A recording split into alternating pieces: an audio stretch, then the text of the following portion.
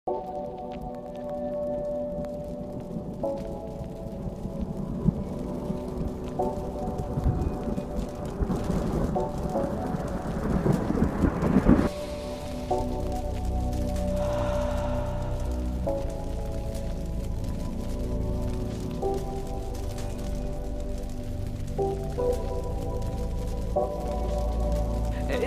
senelere yan, derinlere dal.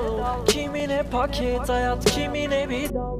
Evinden uzak, derinlere dal. Son sigaranı eskimiş senelere yak. Senelere yan, derinlere dal. Kimine paket hayat, kimine bir dal.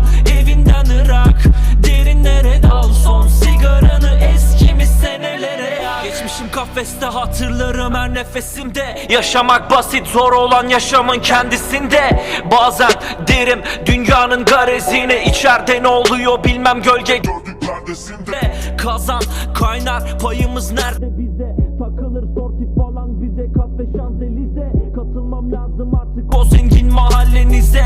Bırak söndür, sokarım mazinize. Gül saydım, ne yapsaydım? Çarem yok, bu geçmişi silemedim hiç. Olsaydı sarsaydım, çekip çekip çekip derinlere dalsaydım. Eskimiş senelere yan, derinlere dal. Kimine paket hayat, kimine bir dal. Evinden ırak, derinlere dal. Son sigaranı eskimiş senelere yak. Senelere yan, derinlere dal. Kimine paket hayat, sigaranı eskimiş senelere yak. Arkada bıraktıklarım arkamda kaldı artık. Omuzlarım çöktü, bu yükü tartamaz tartı.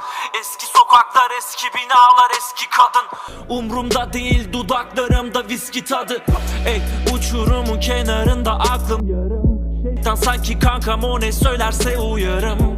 Bu derinlikte iyiyim, bozmayın ayarı. Ölmezsem eğer uzun bir süre daha buradayım. Gül saydım, ne yapsaydım? Çarem yok, bu geçmişi silemedim hiç. Olsaydı sarsaydım, çekip çekip çekip derinlere dalsaydım.